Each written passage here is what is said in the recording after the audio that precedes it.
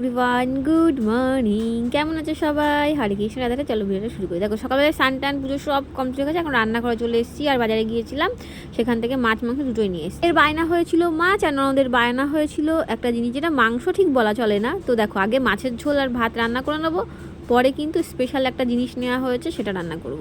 তো রান্না আমার কমপ্লিট হয়ে গেছে। তো কী কী রান্না করেছি দেখো। এই যে মাছের ঝোল রান্না করেছি, সজনে ডাঁটা দিয়ে বেশ লাল লাল ঝোল করেছি। আর এদিকে করেছি শাক ভাজা, আর হচ্ছে মাছের তেল ছিল ডিম দিয়ে, ওইটা একটু ভেজেছি। আর এই যে দই রেখেছি, এটা দিয়ে রায়তা বানাবো। তো ননদ চলে এসছে, এখন ওকে বললাম যে এই জিনিসটা আমি আগে কখনো রান্না করিনি, তুই রান্না কর। তো ওকে রান্নার দায়িত্বটা ওকে দিয়ে দিয়েছি, এখন ও রান্না করছে, রান্না প্রায় হয়েও গেছে।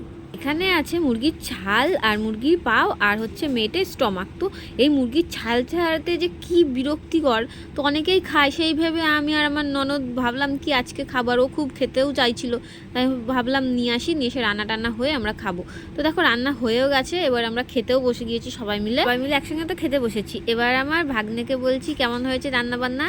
তো ভাগ্নে বলছে ভালোই হয়েছে। তারপরে এই যে আমার ননদ বসেছে, ননদের বর বসেছে। তো ননদকে বলছি কি রে কেমন লাগছে মাংসের ছাল, সরি মানে মুরগির ছাল।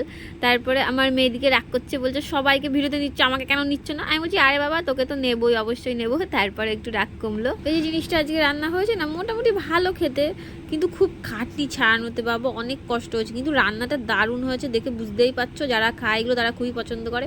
খাওয়া দাওয়া কমপ্লিট, ওরা রেস্ট করতে চলে গেল, আর আমি একটু ছাদে উঠলাম।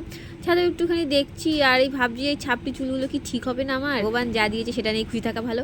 তারপরে দেখলাম ও মাই গড, আমার গাছে দুটো জবা ফুল ফুটেছে। মনটা খুশি হয়ে যায় যখন নিজের গাছে জবা ফুল ফোটে। যাই হোক, ভালো থেকো। ভিডিওটা কেমন লাগলো অবশ্যই জানিও।